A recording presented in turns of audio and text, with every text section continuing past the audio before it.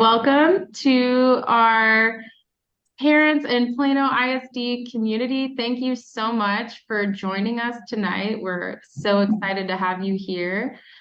October is Substance Use Prevention Month, and the school social work team is so honored to have Paul here with us.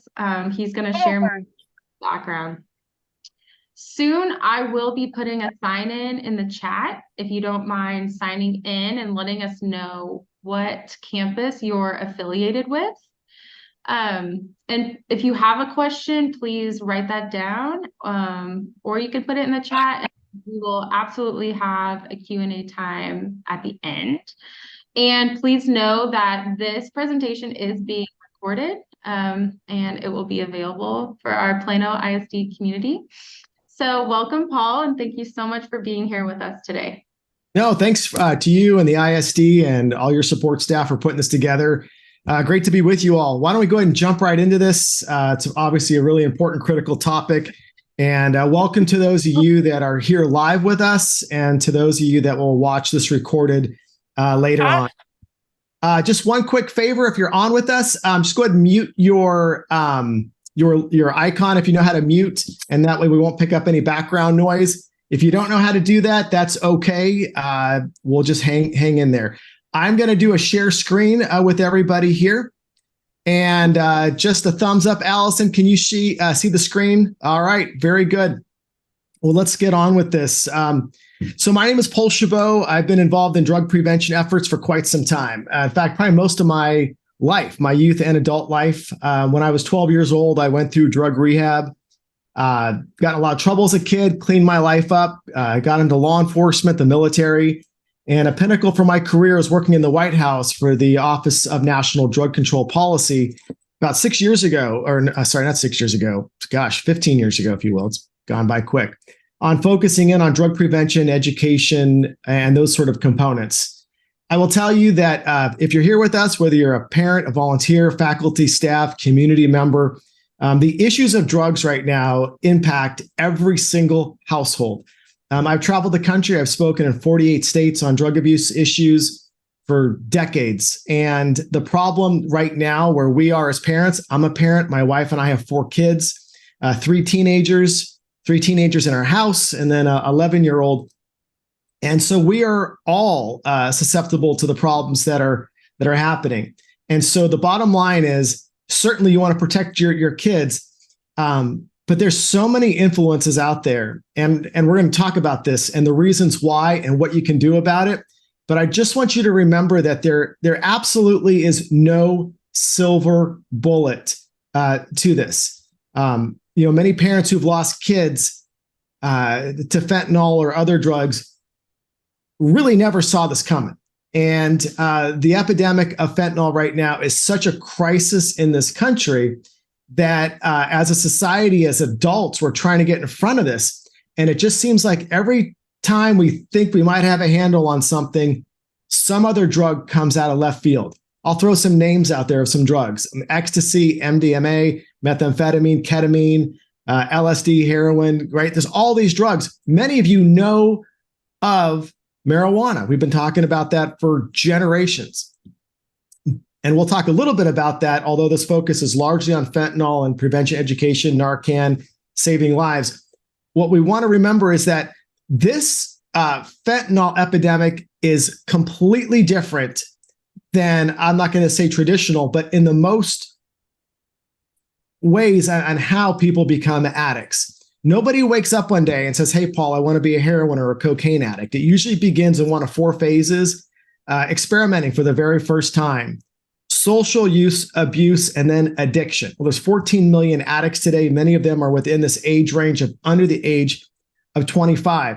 But here's what's scary about fentanyl is you can have a kid who hasn't touched any of this, not a single, no marijuana, nothing.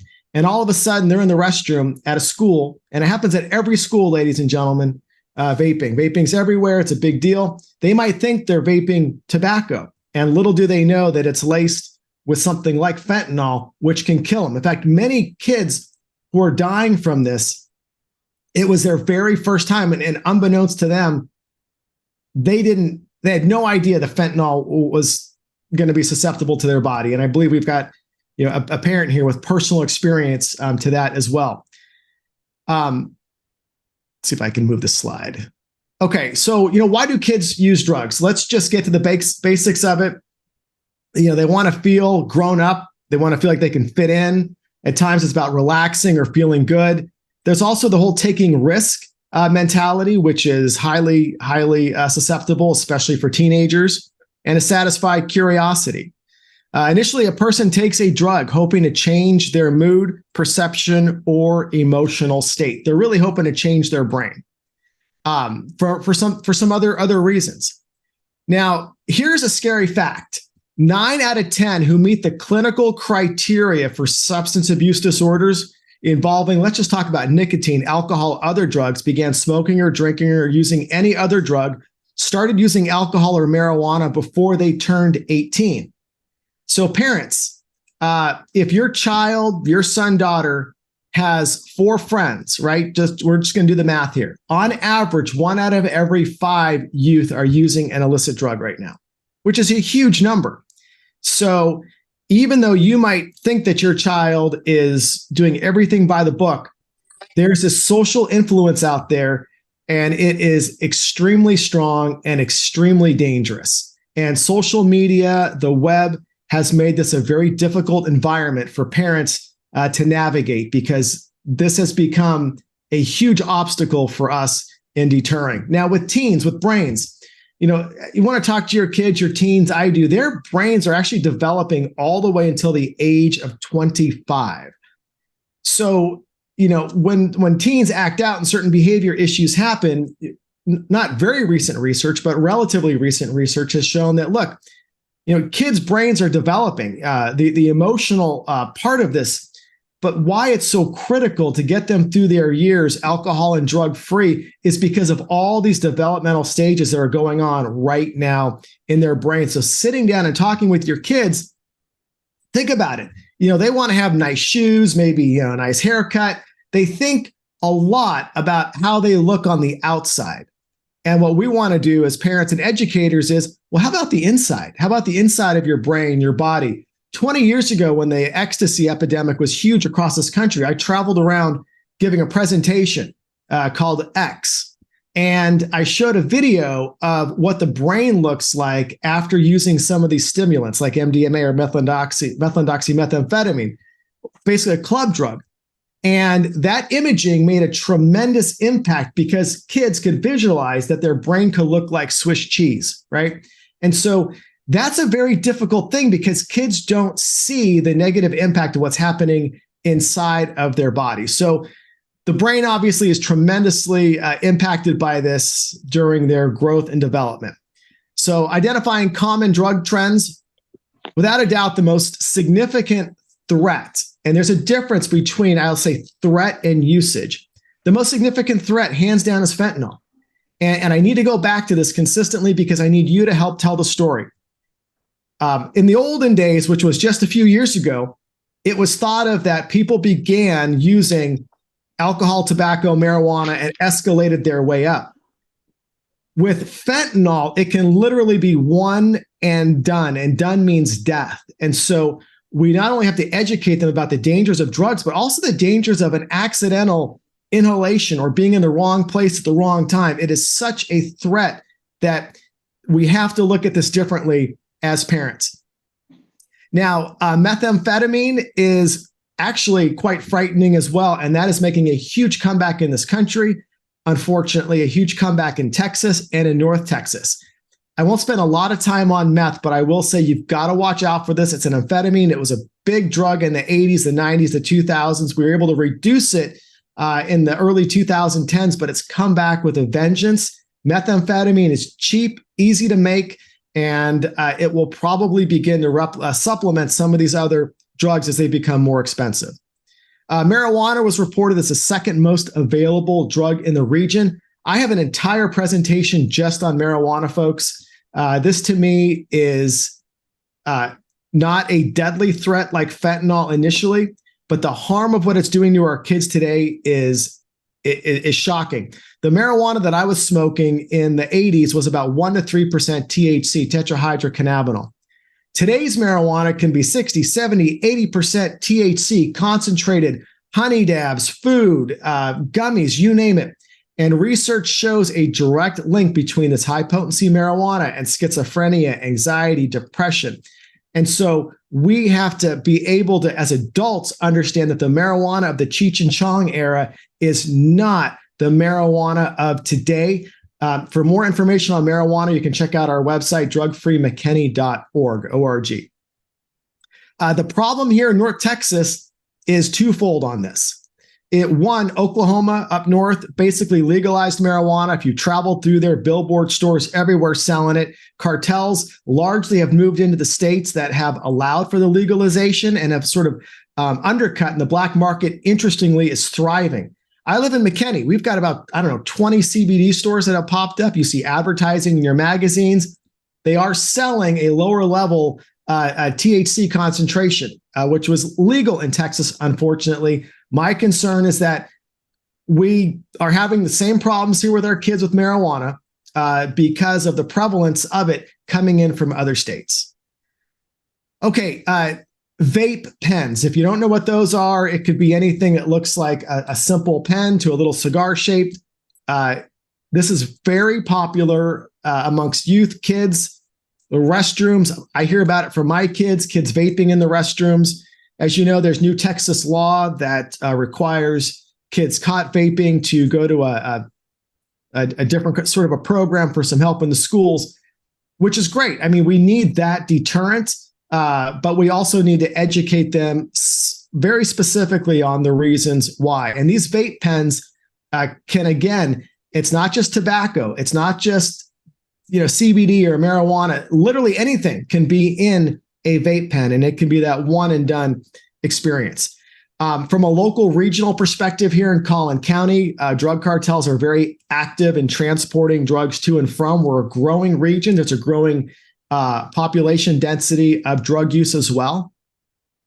Let's take a look. This is from law enforcement sources. It's probably the most recent data that we have. The bottom on there where it says source Texoma HIDA, I used to help manage this program when I worked in the White House high intensity drug trafficking area program, $250 million program aimed at targeting at drug cartels. But we get some of the best information and intelligence. So here you can see the red shows the availability of this. And if you look at fentanyl and methamphetamine and marijuana, obviously, very, very high availability, which tells us, we got to be honest, as a society, we are absolutely failing.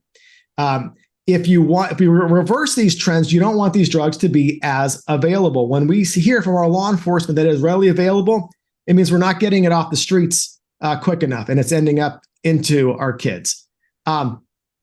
This drug overdose slide, I think, is probably the biggest eye opener for those who are unaware of what you're dealing with. As parents, educators, you're on the front lines of saving your kids' lives. It's literally a war. In America right now, we lose about 120,000 Americans every single year to substance abuse related incidents. A lot of those are youth, and more of those are kids well under now the age of 25. Now, overdoses doesn't necessarily mean death. It could lead to death, but let's take a look at where we are with this.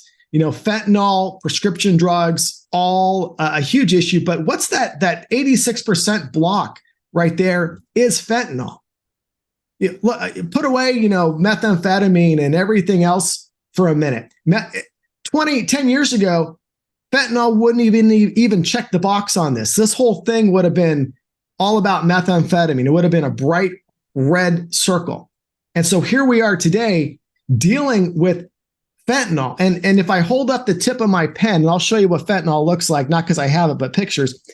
You put one little grain of fentanyl on the top of that pen, and that's all a child needs at times to overdose from this. So this is real, right? This is what we're up against. Your overdoses are clearly from what has made major headlines in the past year. So fentanyl problem, you don't have to read all of this. I'll just go through this briefly. Look, we've known about heroin for a long time. We know how deadly heroin can be. There's documentaries on it, people shooting up heroin in back alleys, right? Well, think about this. If you already know, or in your conscious, just through your own experiences in life, knowing people or being in a community, I've lost family from heroin. Heroin's been around for a long time. It's probably not going to go anywhere. But that second bullet, I think, really lays this out clear, that fentanyl is 50 times more potent than heroin. There really is no greater threat or danger to our kids than this. Unintended use, particularly by people with no or low opioid tolerance. So that's where it goes to this sort of death or the overdose. It can oftentimes be that very first time that unknowing child that takes it and dies. How can it be taken? Many different ways: ingestion, injection, inhalation. Sometimes you'll hear of police officers overdosing when they're around a subject who somehow has it on them, on their body or another place. And I will talk to you about Narcan here in a moment. I will show you Narcan and how you can get it free. And I'll show you how the process works. I keep this in my glove box. I've got it in my house. There are some warnings that you really shouldn't have it in high temperature environments. The way I look at it, I'd rather have it, and maybe it doesn't work because it's in my glove box, and do everything I can to make it work, than not have it. So yes, there are warnings about temperature on this, but my position is if you can get it, you can't hurt yourself with it. You can't hurt anybody else with it. Better to have than not have, and I'll show you how to get that. The largest fentanyl seizures of 2022 in the Dallas area have been tracing these products to California and Arizona. So how does it get here? Well, it gets trafficked by DTOs. DTOs are drug trafficking organizations in the form of fake pills. So it's not coming across stamped fentanyl. It's coming across, and I'll show you some pictures of other items. A significant number of individuals, they think that they're taking a prescription drug that a child may be on, and then they're doing a pill party or swapping pills or giving pills out, which is another issue of prescription drug abuse with kids. But in gets mixed in a fentanyl pill, which looks like a prescription drug of Adderall or whatever else may be. And so as their appearance closely mimics that of genuine 30 milligrams of oxycodone pills. Now this, I don't mean to scare y'all. I really like to try to be a positive person, but we just have to be blunt and direct here. New fentanyl compounds. If you think fentanyl is bad now, just wait. So why is this so prevalent in our community, in our state, in our country? It's because there's money to be made, and the higher high is really where this is going, and that is something with an addict, because an addict gets a little numb to marijuana or cocaine. They'll continue to move up and escalate with their drug use, which is why you see them so degraded both internally and externally. So take a look at where we are with this. Go down to your second, your third bullet, but look at that fourth one. There's another product out there in the Midwest that's 100 times more potent than fentanyl. I mean, really? Like, if fentanyl wasn't, remember that the tip of this pen, that's all you really needed to overdose. And yet there's something out there 100 times more potent that has the potential to impact our communities. So there's always something coming. There's always something on the horizon, and we don't want to be reactive. We want to be proactive. And the best way to be proactive on this is to understand what law enforcement is seizing, knowing our overdose reporting in our hospitals, and doing educational programs like this and sharing information. So this slide here will show you oxycodone on the left, a prescribed medication, and then the counterfeit on the right. So when I would talk to college kids, and I would show them a needle, a syringe, and I said, "Would you ever inject this drug into your body?" And everyone's like, no, I won't inject anything, because if I inject something, I'm a drug addict. The challenge, folks, is with our kids, because they think the same. But what they think is that popping pills doesn't make them a drug addict. the reality here is that it doesn't matter how you get a drug into your system, it's going to have the same effect. The only reason there's an injection is because of the quicker onset often for some of these drugs. So again, it's the education with our kids about this. It's so many of them would never put a needle in their arm because they don't want to be considered a drug addict. But the pills, these look innocent, they look harmless. And parents, we are part of the problem. We are part of the problem. And I say that in the sense that, a lot of us are on prescription medication. We've got bottles and things all over the house. So you got to keep a tight lid on that. But I think we've also become a society where we've become very used to seeing people pop pills, medications, which are needed, right, for different ailments. And so our kids, remember, our kids are seeing this. And so the threat to them of taking a pill doesn't seem as threatening as it would have 20 or 30 years ago. Okay, so nobody can really look at heroin or fentanyl on your desk and tell you what it is. That requires a specific test, which we can put in a little tube, shake it, can tell you if it's amphetamine, whatever it may be. The point here is that it's hard enough for law enforcement to figure out what this stuff is, and it's going to be hard enough for parents as well. Obviously, your number one call should be to 911. Now, if you take a look here on heroin and fentanyl, heroin, that's a typical potential dosage on your left. If you can see that slide of fentanyl, see those little tiny flakes? They look like little grains of sand, right? That could balance on the top of this pen. That's what we're talking about that can kill a human being. The drug folks are very good at marketing to kids. They did the same thing 30 years ago, 20 years ago with the club drugs. They did the same thing with methamphetamine. Well, same thing with fentanyl pills, right? Or anything else that they're trafficking. It looks like candy. It looks fun. It looks innocent. Now, remember, the cartels out there, they don't want to kill our kids. They want to make money. They want to get kids, the next generation, hooked. They actually want to, the cartel's goal here is not really necessarily fentanyl. They're making a ton of money off that, but they want to get them hooked again back on cocaine, heroin, and everything else that they make a lot of money on.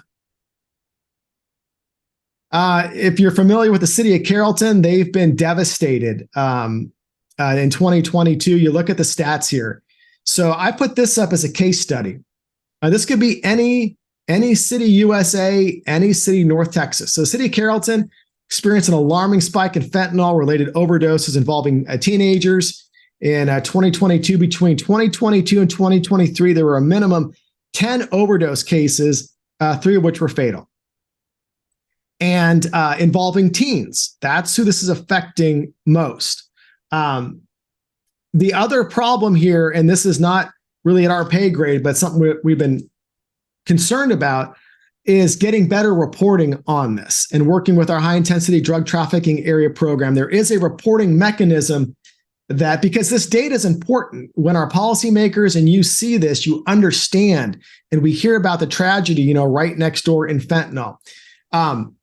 So let's see, on here, I think what's important to also note, and how I started discussing the social media, right? That is a big place where kids are exchanging, seeing information across the board. I'll give one shout out on my phones, my kids, we have the Bark app. It helps monitor our kids. If there's certain phrases or things that come across, I'll get a notice on it. I heard England or Great Britain's doing away with cell phones for kids in schools. I'll be honest, I would hope we'd all do that in Texas too. I'd sign on to that.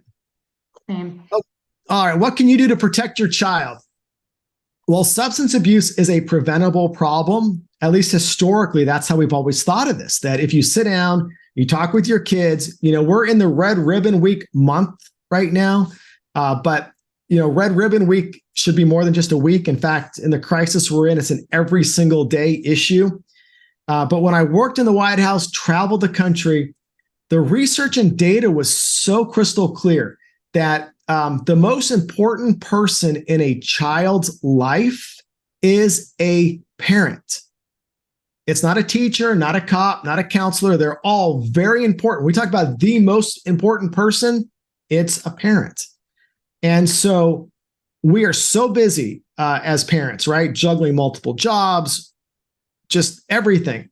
But you have got to understand that it really comes down to you. But here's the sad fact is that you could be doing everything right. Everything right. And all of a sudden you get a knock on your door that your young son or daughter's life has been taken by, as happened in Carrollton and other areas. So I'm going to get a little bit more firm here in a few minutes about this. So most kids say they want to stay away from drugs because they don't want to upset their parents. Teach your kids the risk of drug use and your stance. I always tell parents, be a parent, not a friend. Absolutely avoid that friendship at all costs, because the parenting mode is what is absolutely needed here. And don't worry about that helicopter parent negativity. You need that because right now it's nuts out there. And any parent should understand that we can do everything right, putting our kids in sports, extracurricular activities. But let me tell you a few more things that you can do that research has shown is important. And we're all busy, and I neglect in this area too. Research has shown having dinner together as a family and talking to your kids is one of the best times of days to reach your children. And ask them two questions. What was the best part of your day? What was the worst part of your day? And sit back and listen. My wife, she's former law enforcement as well. Even though we run anti-drug coalitions, we drug test our kids. And so should you. And don't worry about violating their trust. If you go to our website at drugfreemckinney.org, we have a list of drug testing sites. You can take your kids there, and you can be from anywhere. I mentioned Drug Free Mckinney, right? This is for Plano. Hopefully other people will tune in, and they'll give you a discount to test your kids. All you need is take them in there. They're going to take a urine sample. They're going to test it. Doesn't go to the police, doesn't go to authorities. It goes right back to you as the parent. The bottom line is those results, if they come back positive, my recommendation is it's between you and your doctor. You need to get in with a healthcare provider immediately. And here's the other reason it's so important to drug test your kids. It's what we forget about. And I'll tell you what, the kids tell us that this is important too. And the kids actually like it because most kids don't want to use. What's happening? It's the peer pressure. So research has shown for decades now that if your kids can tell other kids, they can even say this, hey, I might like to do that, but look, my parents drug test me and I don't want to get in trouble. Use that to give your kids an out to say. Right? And then go drug test them. Let them know what it's like. But you know what? When you do it, they're going to become an advocate over time, hopefully, for saving other kids' lives. The other part of this, many school districts, extracurricular, my kids are involved in athletics. I believe there's a requirement or an understanding that they could be drug tested. I would love to see that happen much more often. I'd like to see all school districts participate in the Texas School Survey. I think it's a 25-cent per student survey run out of A&M, but contracted through the state, where it gives you a good gauge of what's going on within all of our schools and all of our communities. So drug test your kids. Don't feel like you're violating their trust. It's better that than to be at their funeral. Know their friends. Remember, if your child has 4 friends, on average, somebody within that network is using or close to it. So know who their friends are, and tell your kids that on average, 1 out of 5 is using. And it's not just in our public schools; it's in our Christian school. It's in every single youth environment you can imagine today. Now, research has also shown us a few things that get your kids involved in something other than just school. Research has shown time and time again that if they're involved in something else extracurricular, it lowers their odds of falling down this spiral. So what does that mean? Getting them involved in sports, extracurricular after-school activities, clubs, Girl Scouts, church, whatever. Find something else. The last thing you want is for your child to have extra time on their hands, especially in front of that social media, which can be a major drain. So know what's going on in their lives, who their friends are, the 5 W's, who, what, why, where, when. Absolutely stay on them. And they'll they'll thank you for it. I had a mom that did. She put me in a car after I got busted, drove me to juvenile hall. You don't have to do this. My mom did it. This was in the 80s, and showed me juvenile hall where the barbed wire was, and then took me to a youth drug treatment facility. I was at the place in my life where that's what I needed because I was getting in a lot of trouble. But it's because I had that mom that went through my room, right? And there's lots of great presentations out there about how to look through your kid's room, right? And the things to look for, and the things to look for on that Bark app that will ping on certain comments that they might be getting from others. So yeah, be that helicopter parent, get the t-shirt, be proud. Signs of fentanyl overdose. Look, I'm not a medical doctor. I'm presenting information that's been presented. What you're seeing and hearing today could be outdated tomorrow, right? And what I mean by that is we've been studying marijuana for generations, and we're still learning new dangers about marijuana even today. So what you're seeing here could change tomorrow, and just always know that you've got to evolve and stay on top of this. But the signs of fentanyl overdose, you could put all this thing, you don't even need the slide. Look, obviously, these are things that happen, as you can read on your own. But if something doesn't seem right, if your child is disconnected, if their grades begin to slip, antisocial behavior, that was one thing that we looked at for traditional slippery slopes.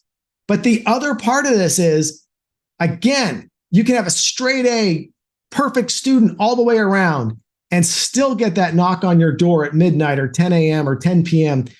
that something happened because of what we've talked about earlier today in this presentation. Okay, so overdose progression. I won't spend a lot of time on this, but this goes through what happens to the body with fentanyl, or it could be any of these opiates for that matter. Heroin, loss of breathing efforts begin to slow, loss of consciousness. There comes a point here where there's a point of no return, and I don't mean to say that negatively, but without intervention, there's death once they begin to get into these overdose phases. So the overdose response, probably the best thing that's happened out there is Narcan. But here's the major concern that I have with this in kids is kids think if they have this on them, that they can use drugs and bring themselves back if they overdose, which is not the case, because they're going to overdose and not be able to get to this in time. And sometimes you need more than one. You need 2, 3. I mean, multiple of these. And sometimes it doesn't always work. But you can take a look at this slide about the CPR, the different levels here of where we get up to. Obviously, your number one call needs to be to 911. So Narcan, I'm going to open this one up. Now, this can't hurt you. It can't really hurt anybody. You can use this on somebody who has no symptoms and nothing's going to happen. This red part right here is a plunger. So if you see in the PowerPoint with the thumb on the plunger and that mist, that's exactly what this looks like. This is not a drug. This is legal. You can have it. You can now buy it over the counter. I think your insurance policies will cover it. Or on our website at drugfreemckinney.org, there's a link under resources where you can order a dosage for free. And then we have some for Drug Free McKinney as well. And if you'd like to get some from us, we're going to have a donuts and coffee meeting on September 13th. I'll put my email here at the end, and you're all welcome to come to that as well. So let's talk a little bit about this. So if Narcan is given to someone who has not overdosed, right? You're like, oh, do I use it, not use it? Your first call is 911 anyway. That's the first thing. There's no adverse effects from using this. Narcan does not work if given for a non-opiate overdose. So it's not going to work for things like alcohol, methamphetamine, etc. You might not know, right? But remember that circular slide of all the overdoses? What are the odds right now? It's like 86%. If somebody's overdosing, 86%, at least up in our area, it's because of this. And this hopefully will maybe save a life. Let's see. Next slide. So how do you administer it? In these packets, there is a instruction guide what I'm showing you in this PowerPoint, which will be available online, are the exact same instructions, which are inside of this box, if you will. Each box comes with 2 of these dosages. And just so you can see what it looks like. Sorry, Allison, can you see me on this still? My hand? Okay. So I'm going to spray this on the count of 3, just so you can have an idea of what it looks like, so you're not intimidated by it. Now, what you are going to do is you're going to put it in somebody's nostril, close it and then punch it, but here it goes. Ready? 1, 2, 3. That's it. It's a fine mist, has not impacted me. It's not going to hurt anybody. You'll know that the dosage is done when this is no longer usable. It's a one-time use and you throw it away. The instructions here and the guide on the PowerPoint show you the processes of what to go through. If you don't see a reaction, the person's not coming back, then you can do another one and another one and another one. These can, you'll talk to fire, police who've given multiple over and over again. Sometimes that's what it takes. So resources, your first call, ladies and gentlemen, always 911 from a liability perspective. I need to say that as well. Resources are prevalent. You have drug prevention here in Collin County, run through the county. We are a nonprofit. There's many nonprofits, great nonprofits that are addressing this. Our website, drugfreemckinney.org. We're going to be launching drugfreecollincounty.org soon as well. On our website, when you go under resources, you're going to see this link right here, which is let's see, I'm going to click on it, see if it'll open. Can you all see this? Yeah. The UT Health. So that's the link that will take you, and you just fill this out. It's for a single request form. You fill this out and they'll mail you one. We usually get them in multiple boxes.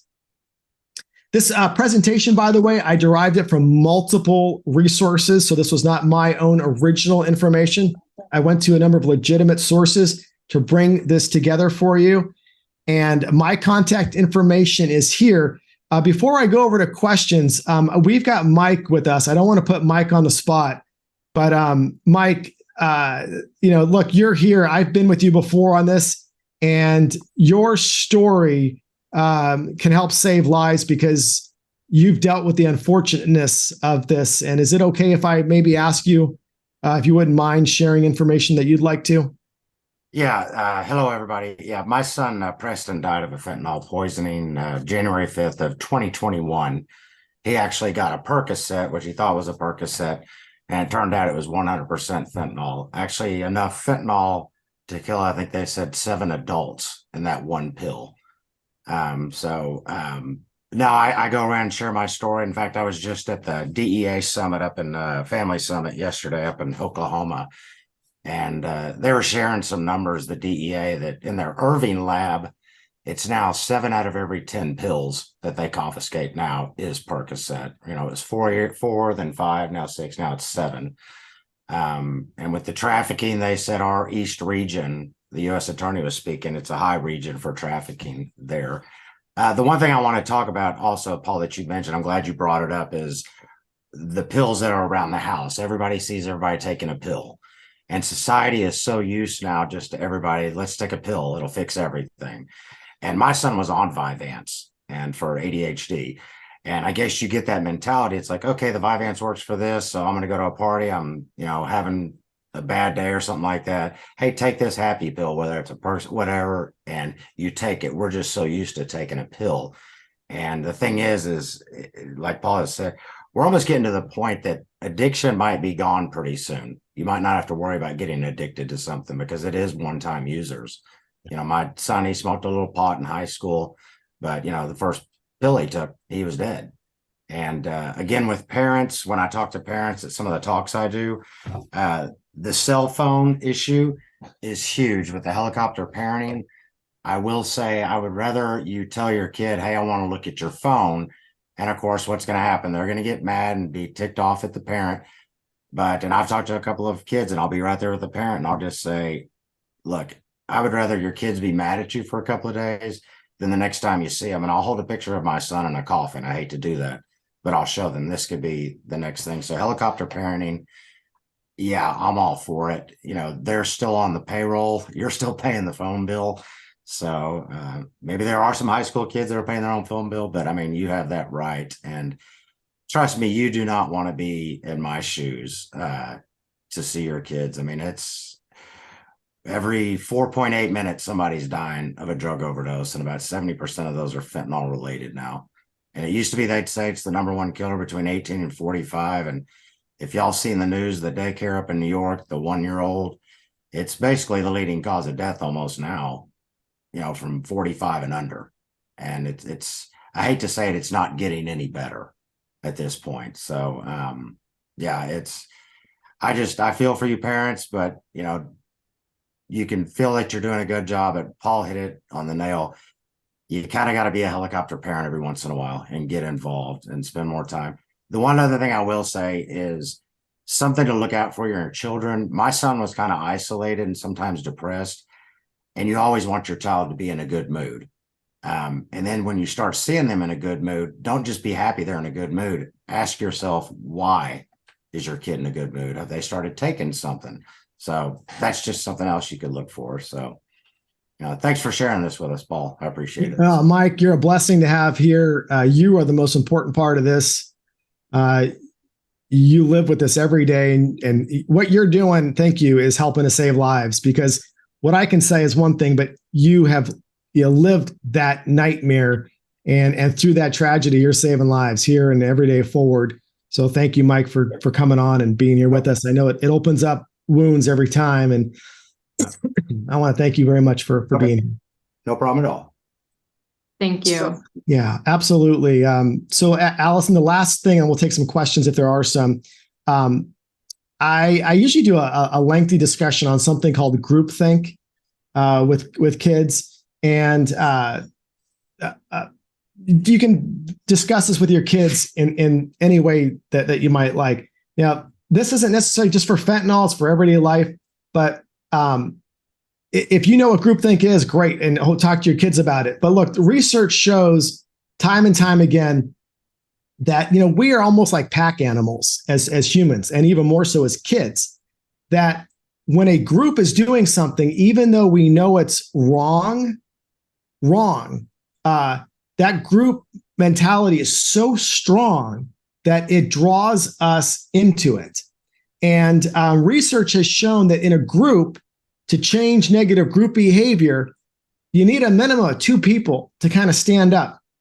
And so, raising a strong child is one thing, but having them have strong friends is also part of this in our world today. And the drug epidemic is well beyond any solution right now. And things are morphing from this, creating secondary huge tragedies. Sex trafficking, very common throughout our country, and Texas and North Texas. Well, remember, most of these kids are getting hooked then onto drugs. When you look at drugs, the problems in society, they go hand in hand. I've got daughters. I school them consistently when they go to a shopping center about, not looking at their phone as they're walking to their car. I mean, being aware of your surroundings, but also trying to surround yourself with at least other strong people that can stand together, because this peer pressure, ladies and gentlemen, it's not just face-to-face and in groups, it's virtually. It's on the phones, it's the swiping, it's all of that, which is really an uncharted territory for all of us. So yes, look at the fact that one pill can kill, right? We need billboards of that everywhere in North Texas. I wish we had the resources to do that.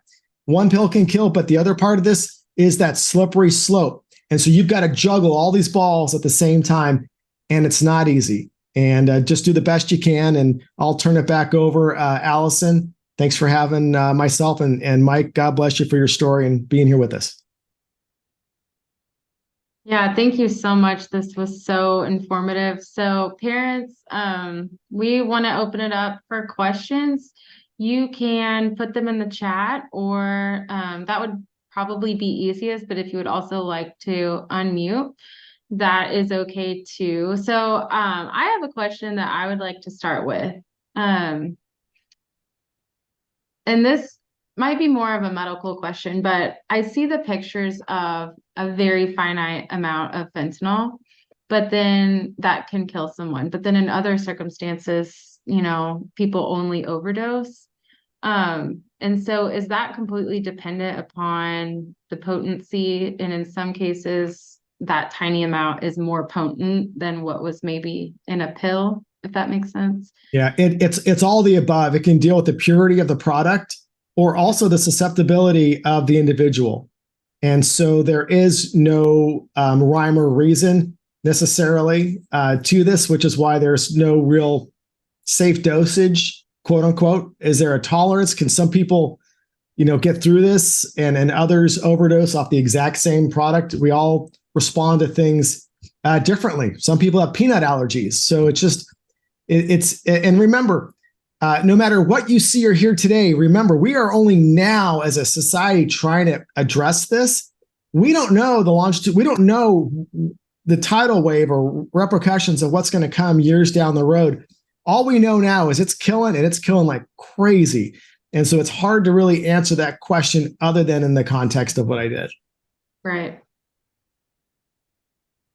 Mike, do you have any else things that you want to add on to that? Yeah, I know that like with the little part that you're talking about that you can put on the tip of a pen, 2 milligrams can actually be fatal. And that's about what Paul was showing. And just to let you know, like if you go into an emergency room or something like that, they dose it out in micrograms. So you can just imagine just that little flake is nothing compared to what's being administered by a physician. And with the tolerance that Paul was speaking of, I spend a lot of time in Arizona as well. And we'll see people on the streets that are addicts that have built up a tolerance, and they literally go through 15 to 20 fentanyl pills a day just for their habit.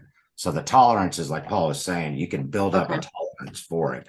But if you don't have that tolerance and it's your first time, bam, that's it. So, but yeah, it's very hard to figure out the dosage, but I just know that that's what they dose it in is micrograms when it's given by a physician, and the little bit, yeah. So, yeah. Thank you.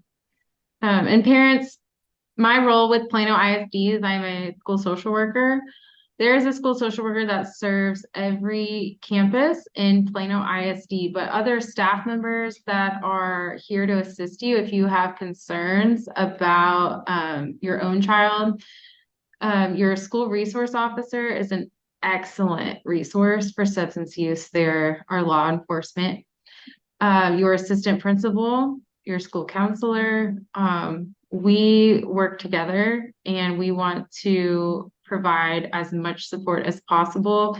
Also, we have our anonymous tip line. And so even if you overhear something that your student says that concerns you, that tip line is for parents and for students. And so you can share that concern immediately, and that will go straight to the administrator of that campus, and then it will be looked into. And it's really encouraging when we do have students report their friends, if they're nervous to approach them themselves. We are really trying to promote that tip line. So that's another conversation that you can have with your child. Hey, do you know how to use the tip line? Is there anyone, that you're worried about that you think they should know about? And it can even be like, hey, there's vaping in this bathroom in this hall. So this is a conversation that we want to have that's ongoing.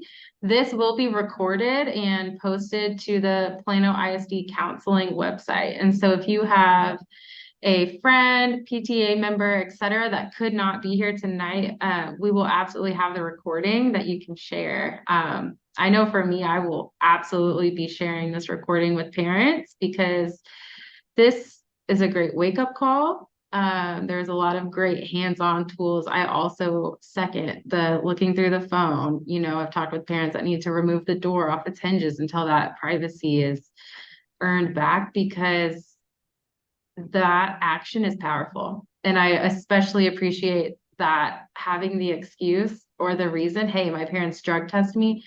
I agree. It's an out, that's something that they immediately understand, and it's putting the blame on someone else, which takes it off the child. So I really love that tip. So yeah, if anyone has a question, you can feel free to put it in the chat or join us. If you haven't already, we would really appreciate if you could sign in there. I shared a link. Very cool to see that we have multiple campuses represented. We have some middle school parents, some high school parents from Murphy to Plano. And we will continue to share that resource for drug-free Mckinney. That's really exciting that it'll be drug-free Collin County. This is a great partnership that we're excited about. Awesome. Look, we're here to help. And, a lot of us are all volunteers and parents and things like that. So just remember, you're not alone. And, I just, like Allison said, if you get a chance to share this presentation, share it, right? Because the odds are when I go into large groups and I ask how many people have lost somebody due to a substance abuse related incident, nowadays, almost all hands go up. We almost all know somebody who's lost their life to substance abuse. And so remember, this is preventable. Every single overdose is preventable, but that's the challenge. And this is where it begins. So thanks for having us. Always here to help. Thank you, Allison. Thank you very much. Everyone, enjoy your evening. Thank you for logging in. Happy not Substance Use Awareness Month. Good evening. Bye-bye. Take care.